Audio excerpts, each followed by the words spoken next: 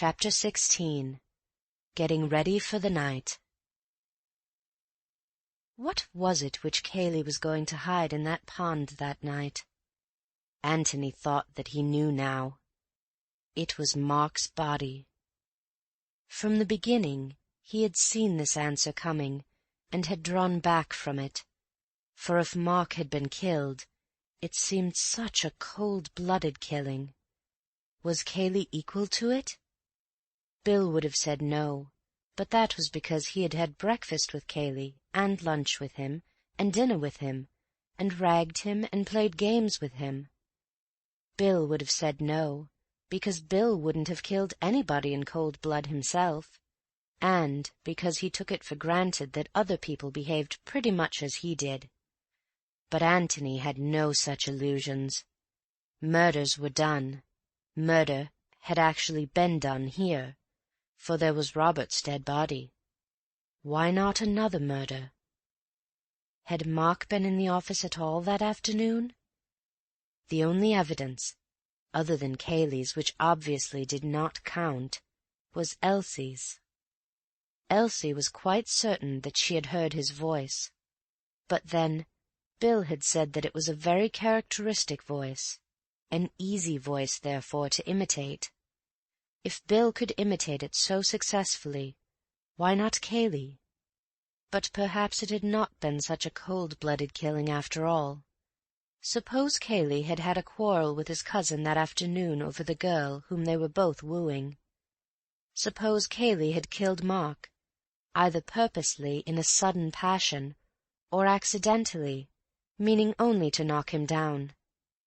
Suppose that this had happened in the passage, say about 2:00, either because Cayley had deliberately led him there, or because Mark had casually suggested a visit to it. One could imagine Mark continually gloating over that secret passage. Suppose Cayley there, with the body at his feet, feeling already the rope around his neck, his mind darting this way and that in frantic search for a way of escape, and suppose that suddenly and irrelevantly he remembers that Robert is coming to the house at 3:00 that afternoon. Automatically he looks at his watch. In half an hour's time. He must think of something quickly. Shall he bury the body in the passage and let it be thought that Mark ran away, frightened at the mere thought of his brother's arrival? But there was the evidence of the breakfast table. Mark had seemed annoyed at this resurrection of the black sheep, but certainly not frightened. No, that was too thin a story. But suppose Mark had actually seen his brother, and had a quarrel with him. Suppose it could be made to look as if Robert had killed Mark. Antony pictured to himself Cayley in the passage, standing over the dead body of his cousin, and working it out. How could Robert be made to seem the murderer, if Robert were alive to deny it? But suppose Robert were dead too? He looks at his watch again. Only 25 minutes now. Suppose Robert were dead too. Robert dead in the office, and Mark dead in the passage. How does that help? Madness! But if the bodies were brought together somehow, and Robert's death looked like suicide, was it possible? Madness again.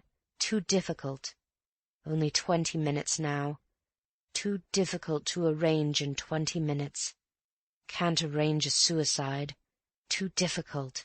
Only 19 minutes. And then the sudden inspiration. Robert dead in the office. Mark's body hidden in the passage. Impossible to make Robert seem the murderer, but how easy to make Mark. Robert dead and Mark missing. Why, it jumped to the eye at once. Mark had killed Robert, accidentally. Yes, that would be more likely. And then had run away. Sudden panic. He looks at his watch again. 15 minutes. But plenty of time now.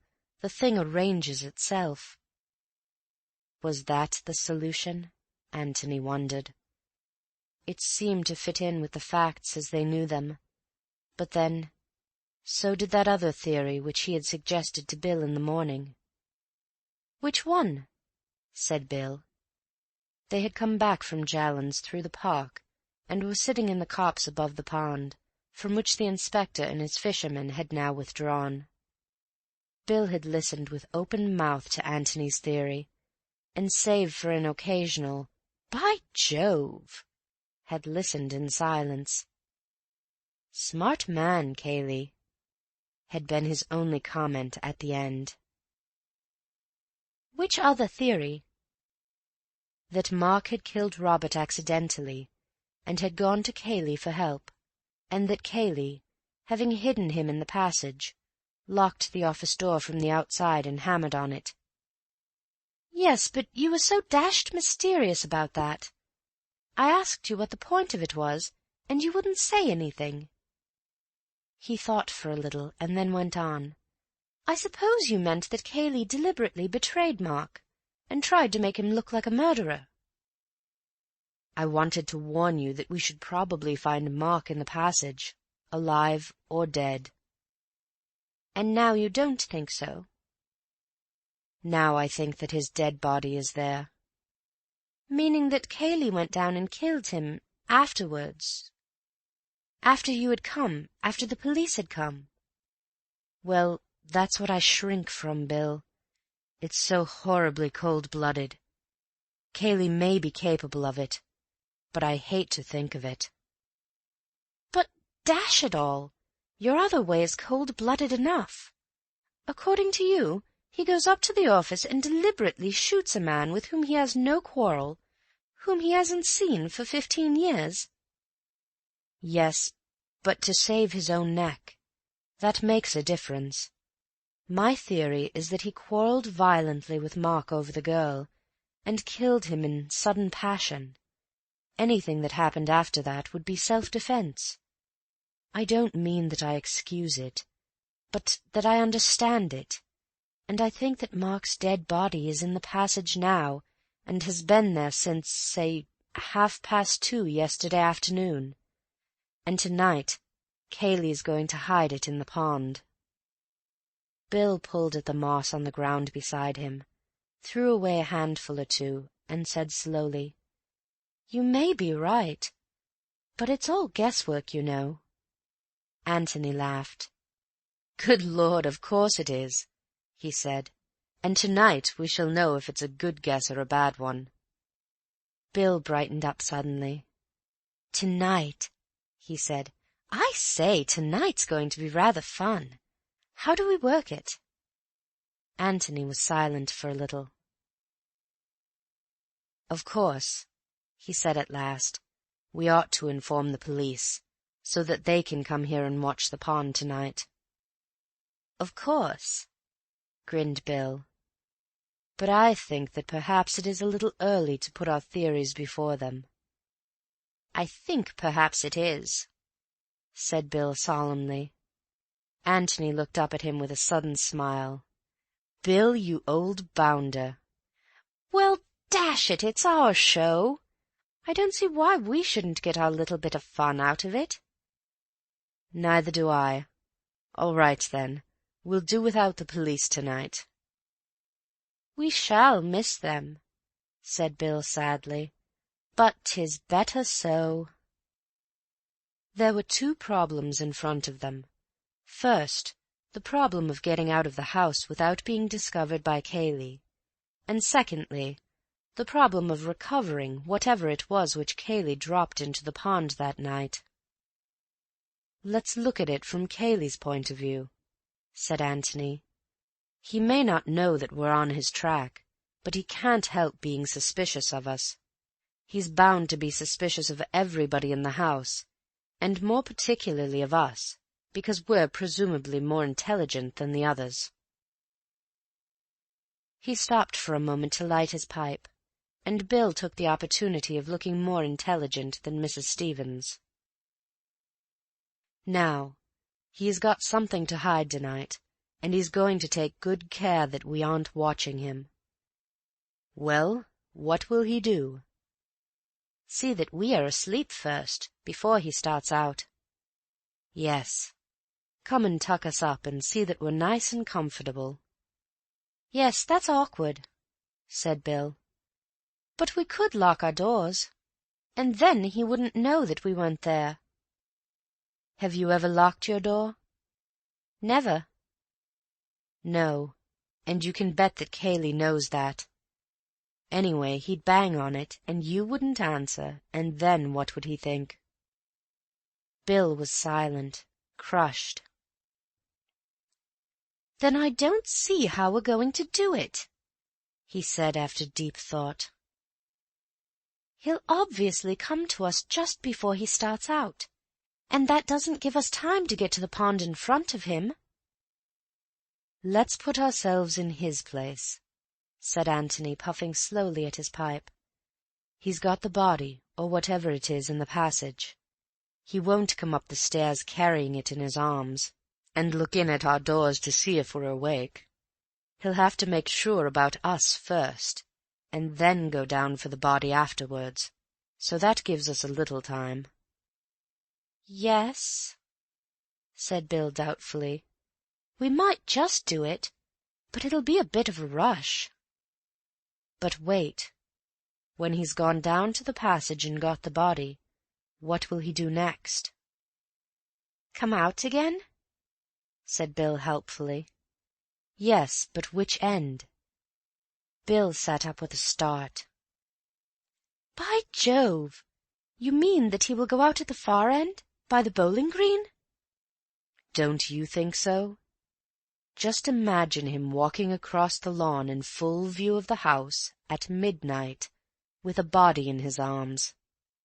Think of the awful feeling he would have in the back of his neck, wondering if anybody, any restless sleeper, had chosen just that moment to wander to the window and look out into the night. There's still plenty of moonlight, Bill. Is he going to walk across the park in the moonlight, with all those windows staring at him? Not if he can help it. But he can get out by the bowling green, and then come to the pond without ever being in sight of the house at all." "You're right, and that will just about give us time. Good. Now what's the next thing?" "The next thing is to mark the exact place in the pond where he drops whatever he drops." "So that we can fish it out again." "If we can see what it is, we shan't want to. The police can have a go at it tomorrow. But if it's something we can't identify from a distance, then we must try and get it out, to see whether it's worth telling the police about." "Yes," said Bill, wrinkling his forehead.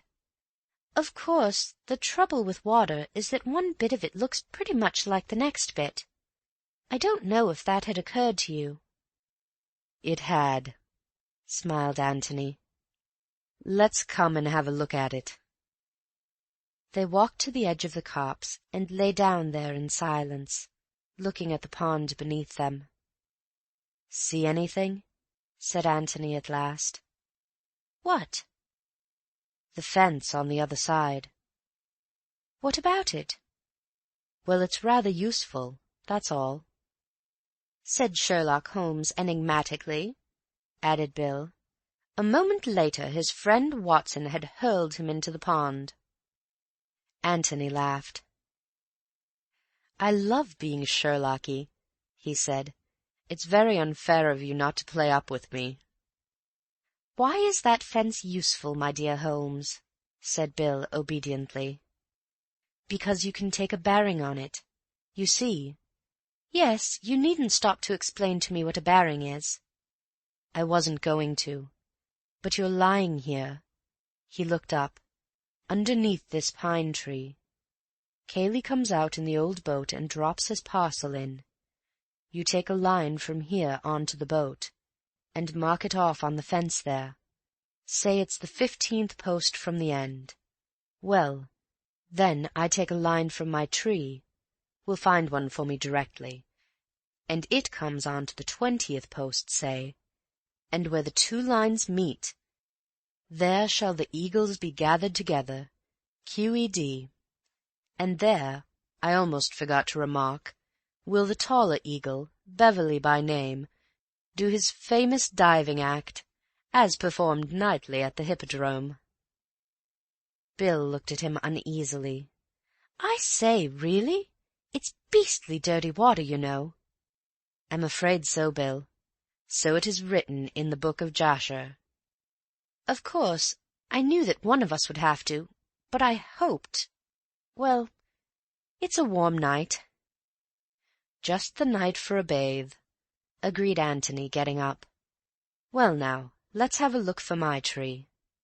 They walked down to the margin of the pond, and then looked back. Bill's tree stood up and took the evening, tall and unmistakable, 50 feet nearer to heaven than its neighbors. But it had its fellow at the other end of the copse, not quite so tall, perhaps, but equally conspicuous. "That's where I shall be," said Antony, pointing to it. "Now, for the Lord's sake, count your posts accurately." "Thanks very much, but I shall do it for my own sake," said Bill with feeling. "I don't want to spend the whole night diving."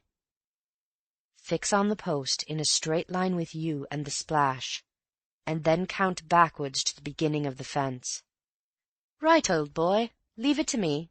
I can do this on my head." "Well, that's how you will have to do the last part of it," said Antony with a smile. He looked at his watch. It was nearly time to change for dinner. They started to walk back to the house together.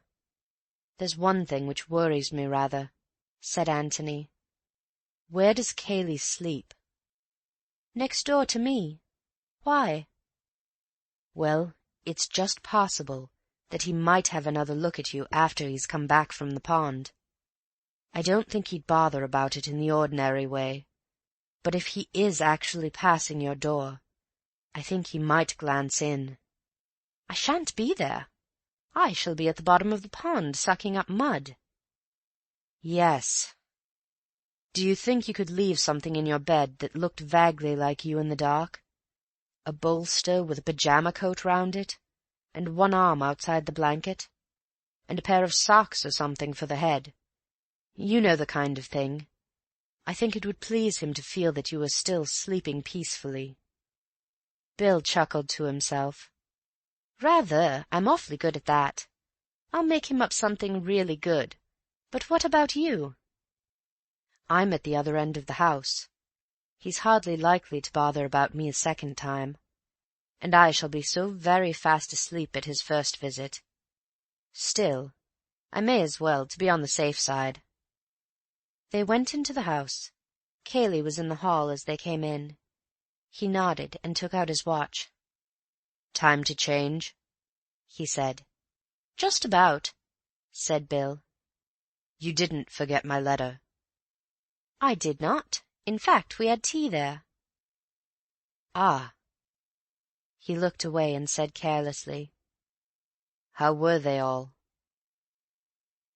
"They sent all sorts of sympathetic messages to you, and all that sort of thing."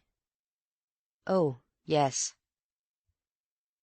Bill waited for him to say something more, and then, as nothing was coming, he turned round, said, "Come on, Tony," and led the way upstairs. "Got all you want?" he said at the top of the stairs. "I think so. Come and see me before you go down." "Right-o." Antony shut his bedroom door behind him and walked over to the window. He pushed open a casement and looked out. His bedroom was just over the door at the back of the house. The side wall of the office, which projected out onto the lawn beyond the rest of the house, was on his left. He could step out onto the top of the door, and from there drop easily to the ground. Getting back would be a little more difficult. There was a convenient water pipe, which would help. He had just finished his dressing when Bill came in. "Final instructions?" he asked, sitting down on the bed. "By the way, how are we to amuse ourselves after dinner? I mean, immediately after dinner." "Billiards?" "Right-o. Anything you like." "Don't talk too loud," said Antony in a lower voice. "We're more or less over the hall, and Cayley may be there." He led the way to the window. "We'll go out this way tonight. Going downstairs is too risky. It's easy enough. Better put on tennis shoes." "Right.